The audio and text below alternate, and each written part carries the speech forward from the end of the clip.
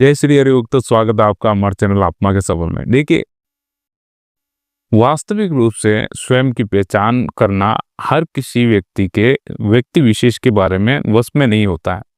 अब देखिए, सब कहते तो ये है कि आत्मा परमात्मा का ही रूप है। आत्मा जो इस शरीर के भीतर जागृत अवस्था में है, अर्थात जो सब कुछ देख रहा है, सब कुछ उछल रहा है। इस शरीर का संचालन ऐसा नहीं होता। प्रत्येक जीव में कुछ ना कुछ अंश है परमात्मा का दिया हुआ, तभी वे हिल रहे, डुल रहे, अपना कार्य कर रहे, प्रकृति को अपना योगदान दे रहे हैं। अब देखिए, जो मैं आपको चीज बताने वाला हूं वो एक सार रूप है। इसको अगर आप जान लेते हैं तो वास्तविक रूप से आप प्रत्येक चीज को अच्छे से समझ पाएंगे। अब देखिए, स्वयं की पहचान करना ही सबसे बड़ा, यानी एक बड़ी उपलब्धि माने अगर आप स्वयं को पहचान गए। अब ये स्वयं को पहचानना क्या है? केवल स्वयं को जानना क्या चीज है। देखिए, इसको मैं आपको अच्छे से समझाने की कोशिश करता हूं। आप अगर साधना कर रहे हैं, अगर भगवान की खोज कर रहे हैं, अगर ईश्वर को ढूंढना चाह रहे हैं, तो आपको सबसे ज्यादा काम किस चीज पे करना चाहिए, ये आप स्वयं बताएं। मुझको कमेंट में उत्तर लिख के दें कि अगर भगवान की खोज करनी, ईश्वर की खोज करनी है तो सबसे ज्यादा कार्य क्या करना चाहिए, है ना? तो अब देखिए, इसका मैं एक उत्तर मैं आपको देता हूं। आप अपना भी उत्तर लिख के दें, है ना? आप क्या उत्तर लिखते हैं ये मैं देखना चाहता हूं, आप किस चीज के बारे में बता रहे हैं। देखिए, स्वयं की खोज करना सबसे बड़ा, स्वयं की खोज, इसका उत्तर होता है स्वयं। आप स्वयं को जानने की कोशिश करें, है ना? आप जैसे मूर्ति पूजा कर रहे हैं, दीपक ध्यान कर रहे हैं, ईश्वर की वंदना कर रहे हैं, ये सबसे अच्छी बात है। लेकिन इससे परे एक बहुत अच्छी चीज है कि आप बाहर क्यों ढूंढते हैं। आप आंखें बंद कीजिए, एक स्थान पे बैठें और निरंतरता से उनका स्मरण कीजिए, ध्यान कीजिए। फिर आपको वो चीज पता लगने लगेगी जिस चीज के बारे में आप जानना चाह रहे हैं। ये वास्तविकता है। अभी क्या हो रहा है कि अधिकतर साधक, और आपने देखा होगा कि भाई मंदिरों में ऐसी भीड़ जो भाई साहब कि वहां से निकलना भारी है।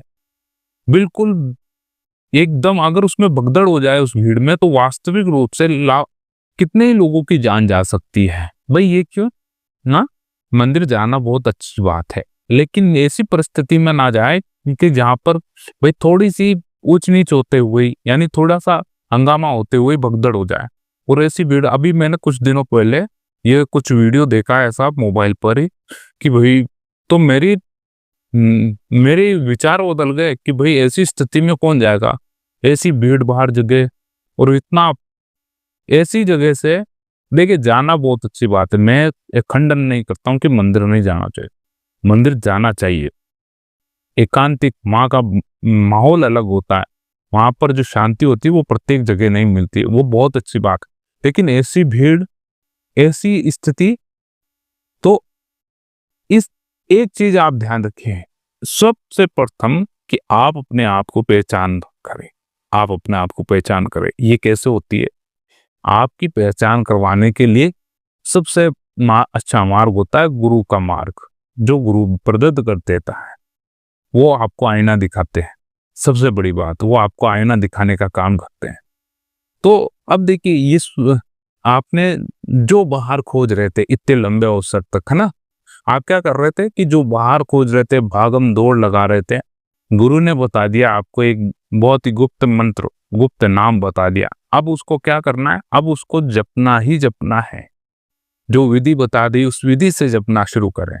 अब क्या होगा, धीरे धीरे आप इसको कार्य करने लगेंगे, जपना शुरू करेंगे तो क्या होगा कि वो आपको अपने स्वरूप का अनुभव कराएगा। आत्मा ही परमात्मा का रूप है ना? कहते हैं ना, आत्मा ही परमात्मा का रूप। ये वो उसे ही अच्छा लगता है जो उस चीज को समझ पाया। अभी जानते सब है, ये शब्द जानते सब है, आत्मा ही परमात्मा का स्वरूप है। अगर आप ये बिल्कुल अच्छी तरह से जान जाते हैं कि आत्मा ही परमात्मा का स्वरूप है, तब आप भी प्रत्येक प्राणी में ईश्वर का स्मरण करते हुए ईश्वर को देखने लग जाते हैं, अद्भुत हो जाते हैं एकदम कि एक चीज है, कि सब एक ही चीज है। लेकिन संसार जो माया से ग्रसित है, पूरा माया रचित है ये संसार। अब इसमें इस चीज को पकड़ना बहुत भारी हो जाता है कि आत्मा ही परमात्मा का स्वरूप है। वो आत्मा कहाँ है? शरीर के भीतर है। तो आत्मा तो सबके भीतर है। अब ये परमात्मा का ही अंश है।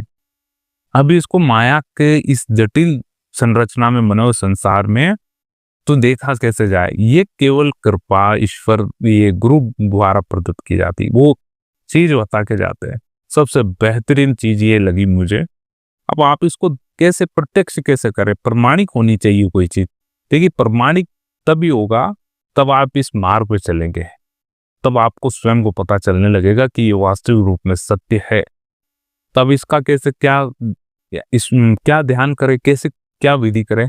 देखिए, ईश्वर के नाम के जप की विधि एक सबसे सरल विधि होती है जो श्वासों के द्वारा जपना आवश्यक होता है। एकांत में बैठे, आसन लगा के बैठे और बिल्कुल कोई डिस्टर्ब ना करे ऐसे स्थान पर बैठे। अब क्या करें कि धीरे धीरे जब आप इस मार्ग पर चलेंगे तो क्या होगा कि आपको श्वासों का ध्यान लगाना पड़ेगा, श्वासों पर ध्यान लगाना पड़ेगा। श्वास जा रहा है और आ रहा है, श्वास जा रहा है आ रहा है। अब जैसे आपके गुरु ने आपको कोई, जैसे आप एक अपन नाम लेते हैं, राम नाम, ये आपका गुरु मंत्र हो गया है ना। कैसे राम नाम हो गया, राधा नाम। तो आप क्या एकांत में बैठे हैं तो श्वास अंदर जा रही है रा, वो बाहर आ रही है तो धा, राधा राधा राधा। इसको जितना हो सके उतना लंबा और गहरा करने की, यानी बिल्कुल बिल्कुल एकदम ढीला छोड़ देना है शरीर और लंबी और गहरी श्वासों से जपना शुरू करते। आपको यहाँ पर भाई ऐसा नहीं कि 10,000 बार नाम जपना, 5,000 बार, 20,000 बार नाम जपना। आपको भाई जैसे कि 3 माला आपने जपी, 108 मनकों की एक माला होती है, 3 माला आपने जपी, उसमें आपको आधा घंटा लग गया है ना। कि कितने, आधा घंटा या पौन घंटा लग गया। आपने इतनी तन्मयता से उसको जप किया है ना, आपकी पूरी शक्ति उसमें थी, आपका पूरी चेतना, आपका चिंतन वहां था। आपने आराम से किया उस चीज को, आंख बंद करके आपकी श्वासों पर ध्यान लगाया, केवल ध्यान लगाया आपने श्वास की, श्वास आ रही है और जा रही है, और केवल उसमें नाम पिरो दिया, नाम डाल दिया आपने, अपने ईश्वर का नाम। अब देखिए आप चमत्कार, धीरे धीरे ये क्रियाविधि, देखिए ये चीज करना बहुत मुश्किल होता है, ये चीज करना बहुत मुश्किल होता है। अब आपको कोई कह दे भाई 5,000 बार रोज नाम जप करना है, तो आप क्या करेंगे? आप और मैं क्या करूंगा? आपका ये नहीं, मेरा भी यही स्थिति थी कि भाई ये इतनी बार, भाई 10,000 बार या 21,600 बार नाम जप करना है, क्योंकि एक दिन में लगभग इतनी सांस ले देता है एक व्यक्ति। तो ये श्वास, तो मैंने क्या किया भाई, फटाफट माला ली, काउंटर मशीन ली, फटाफट फटाफट राम राम राम राम, राधा राधा राधा राधा, कृष्ण कृष्ण कृष्ण कृष्ण कृष्ण कृष्ण। भाई कोई भी आमने सामने जा रहा है, नजर उधर है, राम राम राम चल रहा है, चल। देखिए ध्यान यही सबसे इंपॉर्टेंट चीज है, यही है सबसे इंपॉर्टेंट चीज है। जो आप कार्य कर रहे हैं आपकी चेतना भी वहीं जानी चाहिए, ये सबसे इंपॉर्टेंट चीज है। जो आप कार्य कर रहे हैं आपकी चेतना वहीं ठहरनी चाहिए। अब देखिए यहाँ पर उत्पन्न होता है एक सबसे बड़ा सवाल कि हम जो कार्य कर रहे हैं, हम जो आमदनी का स्रोत बनाए बैठे हैं, जिस बिजनेस को, तो काम धंधे में हम लगे हुए हैं, उस समय क्या करें? देखिए भाव वही रखे, ईश्वर का भाव रखते हुए आप काम करते रहे और उसका स्मरण करते रहे। कोई दिक्कत वाली बात नहीं, कोई भी दिक्कत वाली बात नहीं। सेवा करते, वो सेवा कहलाएगी, वो काम नहीं कहलाएगा, फिर वो सेवा कहलाएगी। अगर ये आपके भीतर भाव रहा है ना कि एक सेवा है और प्रभु द्वारा, और वो स्मरण होता रहेगा, नाम चलता रहेगा, आपको उस पर ध्यान लगाना है, केवल कुछ नहीं। ये चीज आपको पकड़नी पड़ेगी, इसमें थोड़ा समय लगता है। और देखिए साधन, जब आप इसमें एक सार होगे तो क्या होगा कि श्वासों में ठहराव आ जाएगा, भीतर से शीतलता आएगी, एकांत मिलने लगेगा, मौन आएगा, विचारों में मौन आएगा, विचार बहुत कम हो जाएंगे। तो इस सबसे बड़ी, फिर आपको पता चलेगा कि आत्मा और परमात्मा का किस तरह से घनिष्ठ संबंध है। आत्मा और परमात्मा है ना, शरीर की बात नहीं, आत्मा जो भीतर आत्मा बैठी हुई, आप देखेंगे, अनुभव करेंगे, फिर भगवान का, ईश्वर का अंदर जो वास है ना, वो आप अनुभव करने लगेंगे कि वास्तविक रूप से ईश्वर अंदर ही है। आपको कहीं ढूंढने की जरूरत नहीं, कहीं भी ढूंढने की जरूरत नहीं पड़ेगी। ईश्वर अंदर ही है, भगवान अंदर ही है। ये वास्तविक रूप से प्रमाणिक बात है, कई संतों द्वारा कही गई प्रमाणिक बात है, बिल्कुल कई संतों द्वारा की गई। केवल और केवल यहाँ पर कमी यह होती है कि इतने लंबे अवसर तक इतने साधक आए और गए। बस इस चीज को समझने के लिए आपको केवल केवल उस पद्धति पर चलना पड़ेगा जो आपके गुरु ने बता रखी है। एकांत चुनना पड़ेगा, उस मार्ग पर चलना पड़ेगा। बस यही है, केवल अनुशासन और अभ्यास यही है।